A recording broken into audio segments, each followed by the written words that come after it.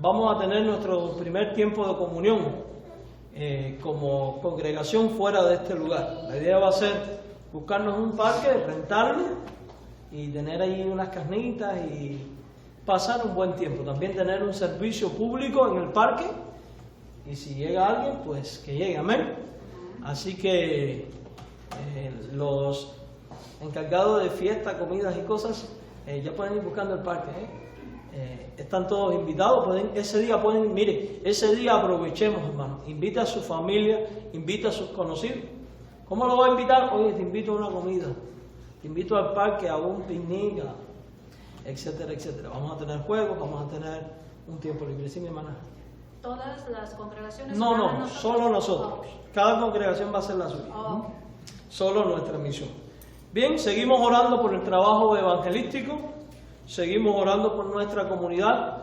Quiero también recordarles que el próximo día 4 voy a estar saliendo de viaje misionero por 11 días, voy a estar fuera del país, voy a Chile. Vamos a estar predicando en varias congregaciones. Oren porque en una de ellas vamos a dar conferencia, en otra vamos a estar haciendo evangelismo y va a ser un duro trabajo. Así que les pedimos que nos tengan en oración. Durante todo este tiempo de mi ausencia, ustedes pueden, para cualquier necesidad, pues tienen toda autoridad los varones para reunirse y tomar las decisiones. Lo bueno de una iglesia que van haciendo y que es pequeña aún es que todos son líderes, O sea que no es complicado. Ahí, entre Joel Martínez, yo, Javier y Carlos y Palomares, pues siéntanse en libertad de actuar ante cualquier necesidad o eventualidad que pueda surgir, No obstante a ello, vamos a mantener comunicación. Bien, mis queridos hermanos, sin más demora, quiero invitarles a que vayamos a Primera de Juan. Primera de Juan, capítulo 1, versículo del 1 al 4, y diga amén cuando lo tenga. Primera de Juan, capítulo 1, versículo del 1 al 4.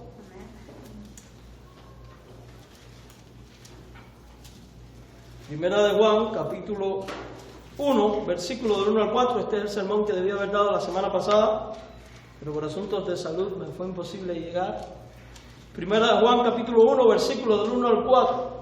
Y el título de este mensaje es para que vuestro gozo sea completo o cumplido.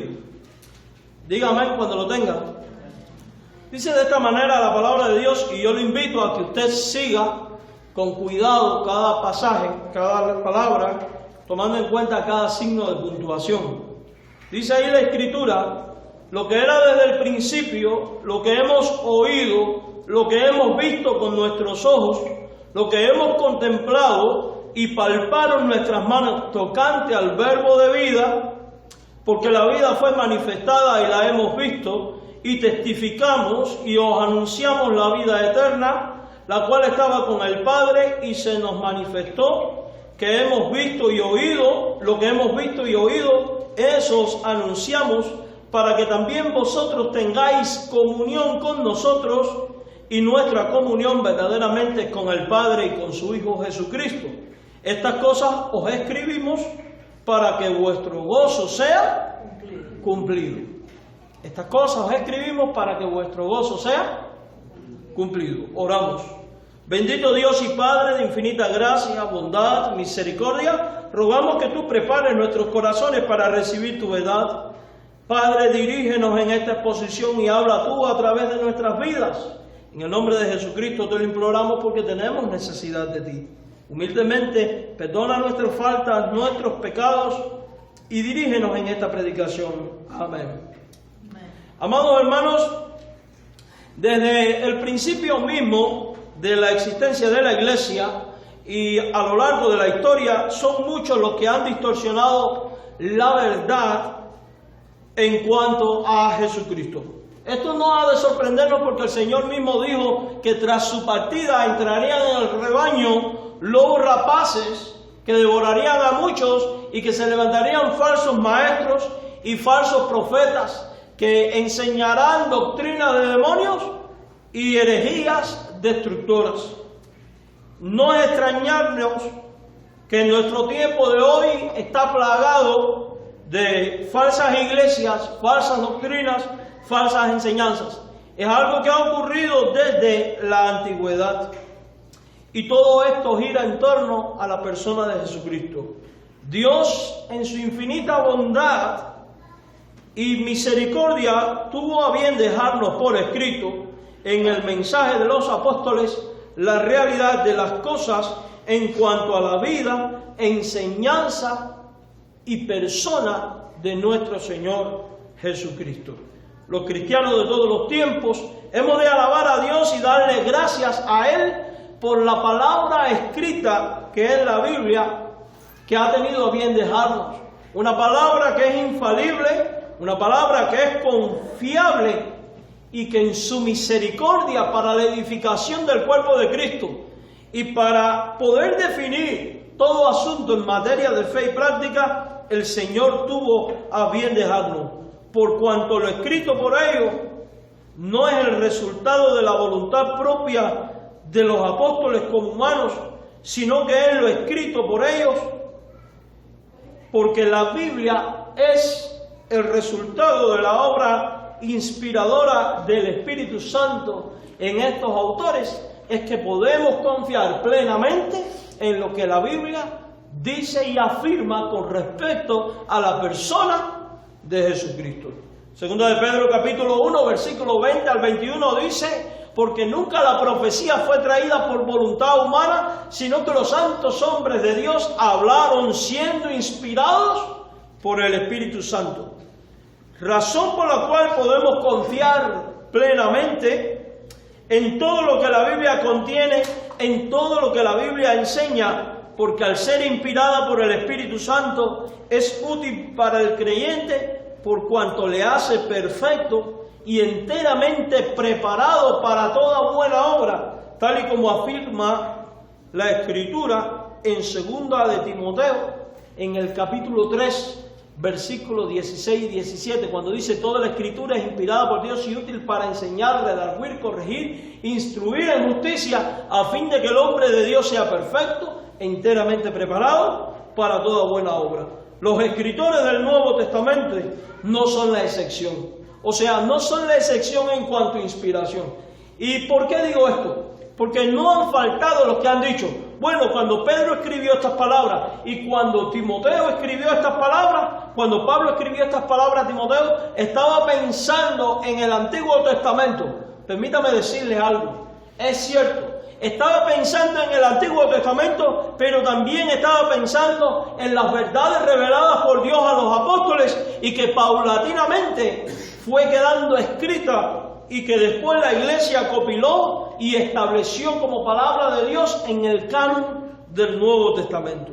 En los primeros 4 versículos de su epístola, Juan nos da razones contundentes por lo cual los cristianos podemos confiar en lo que los apóstoles y autores bíblicos escribieron. Y digo apóstoles y autores bíblicos porque todos los que escribieron la Biblia, uno, o fueron apóstoles o fueron supervisados por los apóstoles. Por ejemplo, Mateo era apóstol. Marcos escribió probablemente bajo la supervisión de Pedro, porque Marcos era el compañero de Pedro.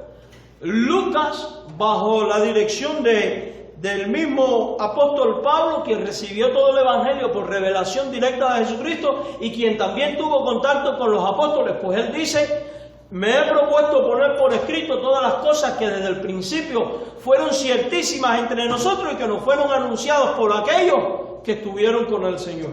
O sea que, y después cuando vemos el resto de la Biblia, todos son apóstoles.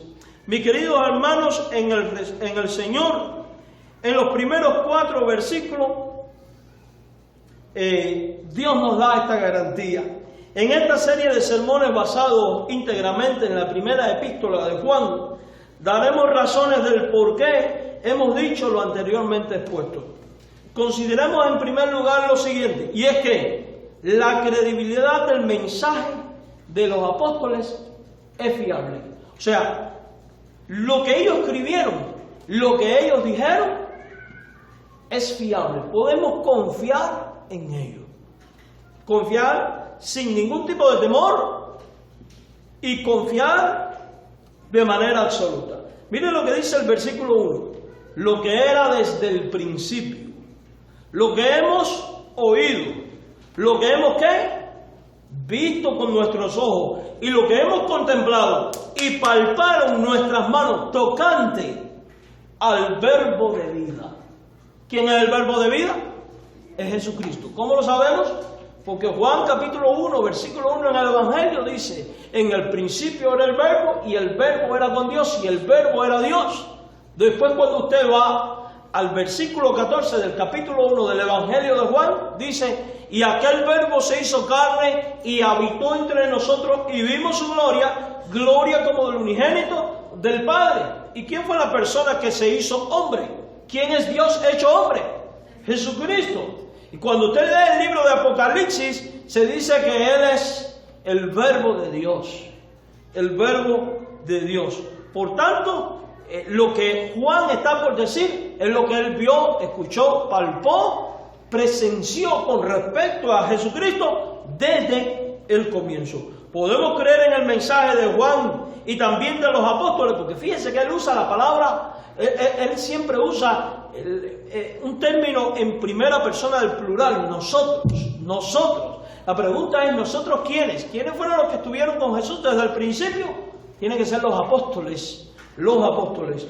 Podemos creer en el mensaje de Juan y de los apóstoles porque ellos escucharon de primera mano las enseñanzas de Jesús. Fíjense lo que dice: lo que era desde el principio, lo que hemos ¿qué? Oído. Lo que hemos oído. O sea que Juan no está escribiendo algo que le contaron, no está escribiendo algo que estudió, no está hablando de algo que leyó en algún lugar. Él está hablando específicamente las cosas que él mismo escuchó. En otras palabras, Juan fue un testigo presencial de todas las cosas dichas y enseñadas por Jesús. Y eso le da credibilidad. Le da credibilidad. Cosas que él escuchó de primera mano. Tenemos que partir de este punto. Podemos confiar en los apóstoles y en los escritos por ellos, porque ellos fueron escogidos para el apostolado en oración de manera especial por nuestro Señor Jesucristo. Si usted lee Lucas capítulo 6, versículos del 2 al 16, la Biblia dice que Jesús pasó toda la noche orando y después, al amanecer, llamó a todos sus discípulos y escogió a 12. Después da los nombres y dice: a los cuales también llamó apóstoles. Y Juan figura entre uno de ellos. Y estos apóstoles fueron los autores de muchos de los libros del Nuevo Testamento. Y lo que pusieron por escrito fue lo que habían escuchado aquí decir a nuestro Señor. Y es importante decir que Él los escogió con el propósito de que fueran testigos al mundo de todo en cuanto a Jesús, de todo en cuanto a la persona de Jesús. Y una vez que Jesús ya no estuviera con ellos eran los encargados de anunciar al mundo entero la verdad de Jesús. Fíjese que en la gran comisión que le dice: ir por todo el mundo y predicar el Evangelio, ¿no? Ir a ser discípulos a todas las naciones, bautizándole en el nombre del Padre, del Hijo y del Espíritu Santo. Y que dice: enseñándoles que guarden todas estas cosas. La pregunta es: ¿qué cosas?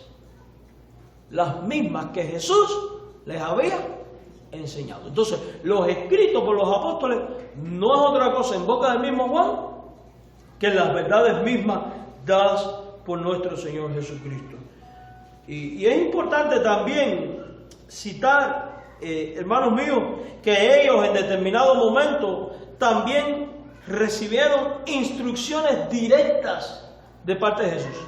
O sea, hubo momentos en los cuales, en el ministerio de Cristo, hubo momentos en los cuales Jesús hablaba a todo el mundo. Estaba la gran muchedumbre, había todo tipo de personas, estaban los discípulos, pero hubo momentos en los cuales Jesús se retiró aparte solamente con este grupo de 12 y en ocasiones con un grupo más íntimo de 3, en el cual Juan también estaba, para darle instrucciones precisas, únicas y exclusivas solo para los apóstoles. Palomares, hazme el favor, por favor, tu misión, gracias. Solo para los apóstoles. Vamos a leer Marcos capítulo 13, versículos del 3 al 5, para comprobar esto que estoy diciendo. Evangelio de Marcos capítulo 3. Y fíjese, ya por aquí vamos descartando algunas enseñanzas heréticas de algunos que andan por ahí diciendo que la Biblia no es confiable, que la Biblia se contradice, que la Biblia no es palabra de Dios, etcétera, etcétera. Eso es una herejía.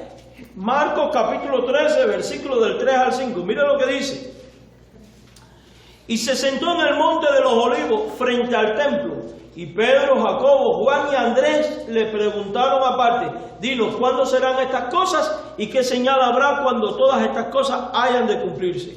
Jesús respondiéndole comenzó a decir: mirad que nadie os engañe. Jesús respondiéndole. ¿Y qué empieza a darle Jesús? Toda una instrucción con respecto al fin de los tiempos. O sea que Jesús pasaba tiempo con sus discípulos y pasaba tiempo explicándoles verdades concernientes a todo en cuestión de materia y fe. Si usted va a Lucas capítulo 11, versículo del 1 al 2, Jesús está sola con sus discípulos y hay un momento en el cual uno de ellos le dice: Maestro, enséñanos a orar como también Juan el Bautista enseñó a sus discípulos. ¿Y Jesús qué hace a continuación? Les enseña ¿qué? A orar. Es importante, no les enseña el Padre Nuestro. El Padre Nuestro es un ejemplo. Él dice: ustedes cuando oren, oraréis así: Padre Nuestro que estás en el cielo. O sea que a donde yo quiero llegar es al hecho de que contemplemos que se está cumpliendo lo que Juan dice en el capítulo 1, verso 1, lo que hemos oído tocante al verbo de vida. Por tanto, ¿puedo yo confiar en las palabras que Juan va a escribir después en su epístola? Claro que sí, porque él escuchó, él estuvo con Jesús, él estuvo ahí, él escuchó de su propia boca estas palabras. En determinado momento, por ejemplo, a solas también, Jesús les explicó algunas de las parábolas. En Lucas 13, 18 dice la Biblia que estando a solas con ellos aparte, les explicó la parábola del sembrador y le dio todos los detalles, cosa que no hizo con toda la gente. O sea que hubo detalles que le fueron dados a los discípulos, a estos 12 apóstoles, que no le fueron dados a otros. Hubo detalles que le fueron revelados a estas personas que escribieron la Biblia, que no le fue dado a otros. Por tanto, ¿me va indicando que puedo yo confiar en ellos? Evidentemente que sí. ¿Que la Biblia es única regla de fe y práctica y conducta? Claro que sí. ¿Que el consejo de los apóstoles es válido para establecer mi estilo de vida y mi doctrina? Evidentemente. Jesús le prometió además a los apóstoles que el Espíritu Santo le recordaría y enseñaría todas las cosas enseñadas por Él, guiándoles así a toda la verdad. Vamos a Juan 14, 26. O sea que podemos confiar en sus palabras porque las personas que lo estaban guiando, las personas que lo estaban hablando, que le estaba hablando, le estaba inspirando y le estaba enseñando, era la tercera persona de la Trinidad, era Dios mismo en persona. Por tanto, decir que la Biblia contiene errores es decir que el Espíritu Santo se equivocó en lo que enseñó. Y el Espíritu Santo es Dios. El Espíritu Santo es perfecto, el Espíritu Santo no se puede equivocar. Los hombres sí nos equivocamos, pero Dios no. Por eso ni iglesias, ni concilios, ni papas, ni obispos, ni ninguna autoridad religiosa tiene poder y autoridad por encima de la Escritura como para enseñar algo diferente a lo que está en la Biblia. Y por eso cristianos bíblicos solo aceptamos la Biblia como única y suficiente regla de fe y práctica y conducta. ¿Saben lo que acaba de decir el Papa este que anda por ahí? ¿Saben lo que acaba de decir? Búsquenlo en Facebook, lo vi en Facebook. Que la cruz fue el fracaso más grande de Cristo. ¿Qué herejía? No me extraña porque ese hombre no es cristiano. Eso es un falso profeta. Con todo mi respeto al que le ame, le sigue y todas estas cosas. Porque el libro de Colosenses dice que Cristo exhibió públicamente a los hombres en el Calvario. exhibió públicamente a Satanás, destruyéndolo en la cruz del Calvario. Vamos a decir que la cruz fue un fracaso, que la muerte de Cristo fue un fracaso. La muerte de Cristo es suficiente y es eficaz. Tiene poder y autoridad para quitar el pecado, limpiar al hombre de todo pecado y reconciliar al pecador con Dios. Amados hermanos, por eso es que creemos fielmente y no aceptamos concilios, ni papas, ni obispos, sino el magisterio único y exclusivo del Espíritu Santo, quien tuvo a bien dejarnos la palabra escrita para nuestra educación, crecimiento y establecimiento de doctrina. Y podemos confiar en que lo que escrito por estos discípulos era palabra de Dios porque fueron guiados por el Espíritu Santo de Dios. Juan capítulo 14, versículo 26, dice de esta manera la Biblia: mas el Consolador, el Espíritu Santo, a quien el Padre enviará en mi nombre. ¿De quién viene el Espíritu Santo? Del Padre. ¿En nombre de quién? Del Hijo. ¿Y a quiénes viene? A los creyentes. ¿Y qué hará? Dice: Él os enseñará todas las cosas y os recordará todo lo que yo os he dicho. Por tanto, cuando Juan escribe lo que hemos oído, es el resultado de lo dicho por Jesús, lo recordado por el Espíritu y enseñado directamente por revelación, por inspiración o por lo que sea del Espíritu Santo a ellos. No podemos atribuirles a ellos el contenido del mensaje. Ellos fueron el instrumento para escribir, pero el mensaje es ¿de quién? De Dios. ¿Puedo confiar en la inerrancia de la Biblia? Claro. ¿Puedo confiar en que lo que estoy leyendo es palabra de Dios? Claro. ¿Cómo afecta eso mi vida? De grandes maneras. Porque cuando yo tengo necesidad de establecer doctrina, aquí voy. Cuando tengo necesidad de consejo, aquí voy. Cuando tengo necesidad de dirección, aquí voy, confiando que lo que voy a escuchar es la palabra de Dios. Podemos creer en el mensaje de Juan y de los apóstoles porque ellos fueron testigos presenciales de todos los prodigios, milagros y la resurrección misma de nuestro Señor Jesucristo. Una vez más vuelvo a leer 1 de Juan capítulo 1, verso 1, lo que era desde el principio, lo que hemos oído y lo que hemos visto con nuestros ojos. Dice él: ellos fueron testigos oculares de los milagros de Cristo. Vamos a poner algunos ejemplos y por eso podemos confiar en su mensaje. Ellos distribuyeron los panes y los peces cuando la multiplicación. En Lucas 9, versículo del 13 al 17, cuando van a alimentar a la gran multitud, solo había unos pocos panes y unos peces. El Señor les dice a los discípulos: recuéstenlos de 50 en 50 y de no sé cuánto a no sé cuánto. Y dice que Jesús alzó los ojos y bendijo el pan y los peces y le dio a sus discípulos y los discípulos asimismo a la gente. O sea que ellos ¿qué? Distribuyeron. Ellos vieron cuánto les habían entregado y ellos vieron cuánto habían alcanzado. E incluso llevaron la contabilidad de cuánto sobró. Ellos fueron testigos oculares de la mano de Dios obrando. Juan específicamente vio cómo Jesús resucitó la hija muerta de Jairo, cosa que no vieron todos los discípulos, cosa que no vio todo el mundo, porque Jesús no era sensacionalista, como muchos sinvergüenzas de estos que andan por ahí, falsos profetas que arman todo un show, queriendo engañar a la gente, haciéndole ver que hacen milagros y cosas por el estilo. Cuidado, Jesús no era sensacionalista. Vamos a Lucas 8, versículos 51 al 55.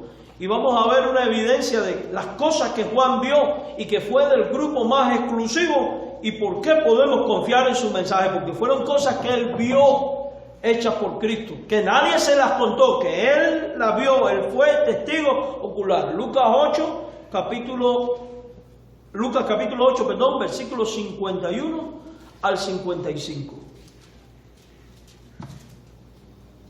Dice, vamos a leer desde el 49. Estaba hablando aún cuando vino uno de casa del principal de la sinagoga a decirle: tu hija ha muerto, no molestes más al maestro. Tal parecía que todo había ¿qué? Terminado, ya no hay solución. Pero, verso 50, oyéndolo Jesús le respondió: no temas, cree solamente y serás salva. Entrando en la casa, no dejó entrar a nadie consigo, sino a Pedro, Jacobo, ¿y quién es el tercero, hermanos? Juan. O sea que Juan es de un grupo más exclusivo que vio cosas que otros no vieron. Y al padre y a la madre de la niña. El resto de los apóstoles, los otros 9, ¿dónde quedaron? Afuera. O sea que Juan vio cosas que otros no vieron. Lloraban todos y hacían lamentación por ella, pero él dijo: no lloréis, no está muerta, sino que duerme. Y se burlaban de él. Me pregunto, ¿quiénes se burlaban de él? Si ahí solo estaba el padre, la madre, Jacobo, Andrés, Juan y Pedro, yo me imagino que uno de ellos fue. Y no dudo que haya sido hasta uno de los apóstoles, fíjense. Y aquí es donde vemos la imperfección humana. Se burlaban de él sabiendo que estaba muerto. Mas él, tomándole de la mano, clamó diciendo: muchacha, levántate. Y entonces su espíritu volvió e inmediatamente se levantó, y él mandó que se le diese de comer. ¿Por qué le mandó a que le dieran de comer? Para que vieran que era una resurrección ¿qué? Real. Y sus padres estaban atónitos, pero Jesús les mandó que a nadie dijesen lo que había sucedido. ¿Quiénes presenciaron esto? ¿Estaba Juan dentro de ellos? Sí. Entonces, cuando Juan dice en su epístola lo que hemos visto, ¿se equivoca? ¿Se da cuenta por qué puedo confiar en lo que enseña la Biblia? Vamos a ver otra evidencia. Los apóstoles vieron a Cristo resucitado. Juan capítulo 21, versículo 14. Evangelio según San Juan capítulo 21, versículo 14. Dice de esta manera la palabra de nuestro Dios: esta era ya la tercera vez que Jesús se manifestaba a sus discípulos después de haber resucitado de los muertos. ¿Esta era ya qué? La tercera vez que se manifestaba a ellos. O sea que era la tercera vez que los discípulos, incluyendo Juan, quien escribió esto, lo habían ¿qué? Visto resucitado. Juan vio como un cojo se sanó en el nombre de Jesús en la puerta del templo llamada la Hermosa, y en Hechos capítulo 3 versículos del 1 al 4. De hecho, era el único que iba con Pedro. O sea, no solo vio a Jesús, sino que fue también testigo ocular de las cosas que se podían hacer en nombre de Jesús. Podemos creer en el mensaje de Juan y de los apóstoles porque ellos contemplaron los sentimientos de Cristo. Por eso ellos vieron cómo Cristo se lamentó por Jerusalén y su pueblo. Ahí en Lucas 13, Jerusalén, Jerusalén, que apedrea a los profetas por cuanto no vino sobre... Y ven este lamento. Ellos contemplaron su dolor por la muerte de su amigo Lázaro. De hecho, Juan en su capítulo 11, verso 35, es el que registra: Jesús lloró. Ellos vieron cómo Jesús se enojó ante lo mal hecho. Ellos contemplaron cómo cuando vio a los cambistas en el templo, tomó la soga y volcó las mesas y golpeó a la gente y las expulsó, diciendo: mi casa será llamada casa de oración, no cueva de ladrones, por todas las vendutas, la vendimia y las ventas que habían en el templo. Me pregunto, ¿cómo se sentirá Jesús a ver hoy iglesias que andan vendiendo cosas, comidas y cosas?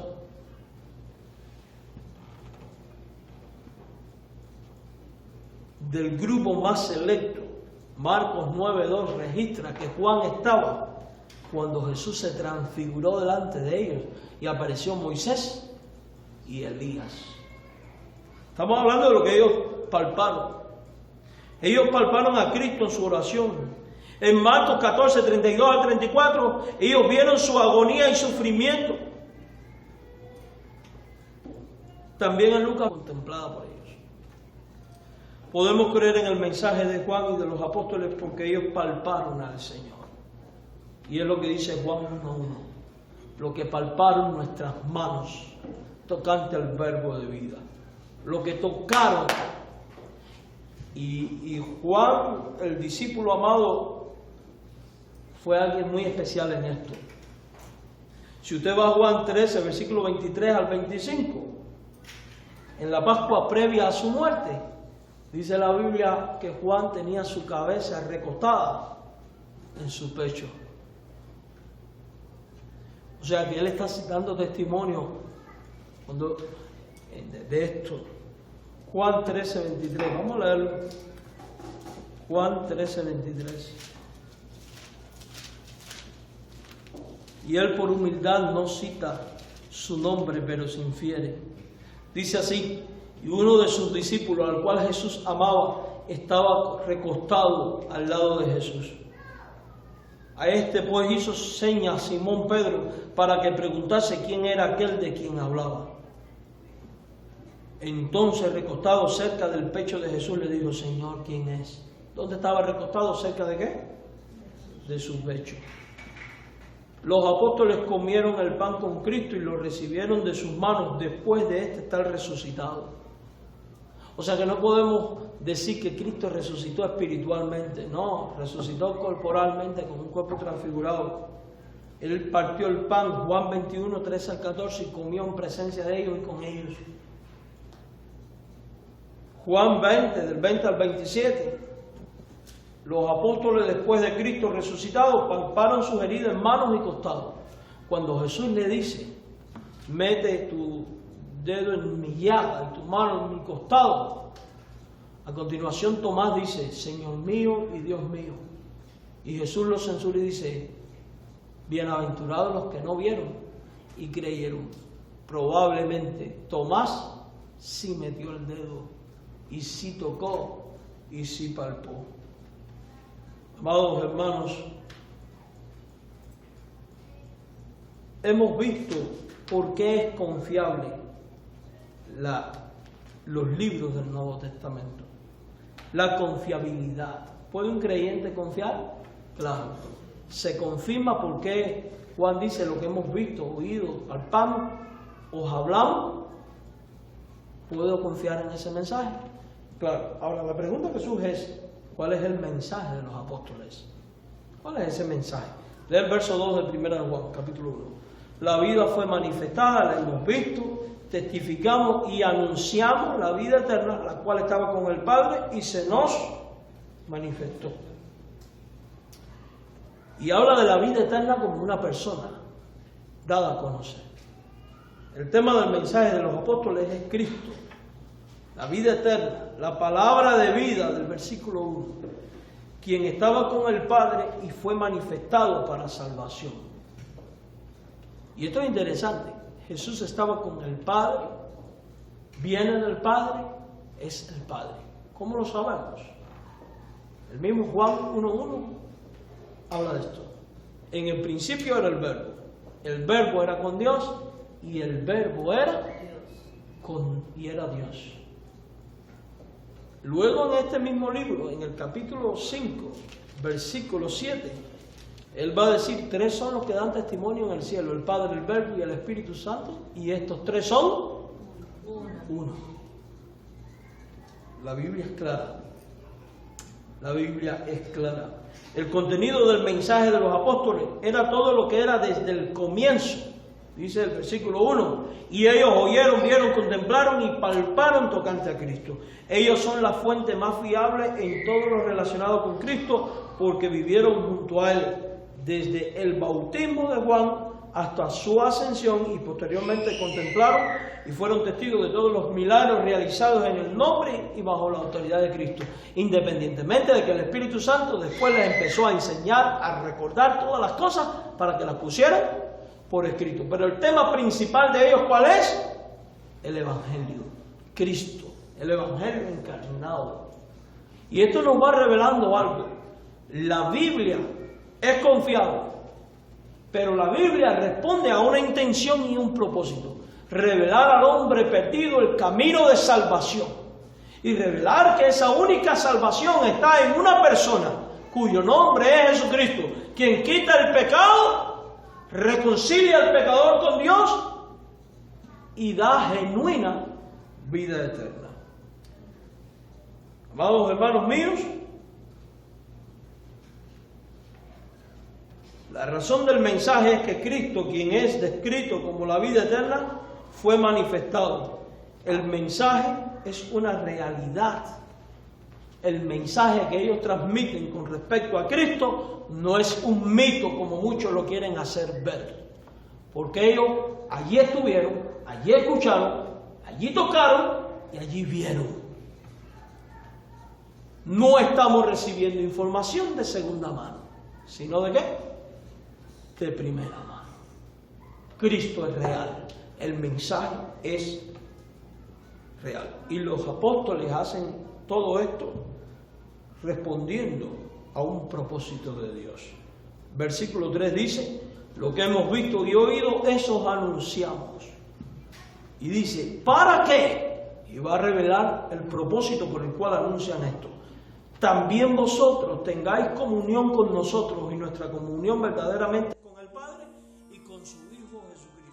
Estas cosas os escribimos para que nuestro gozo sea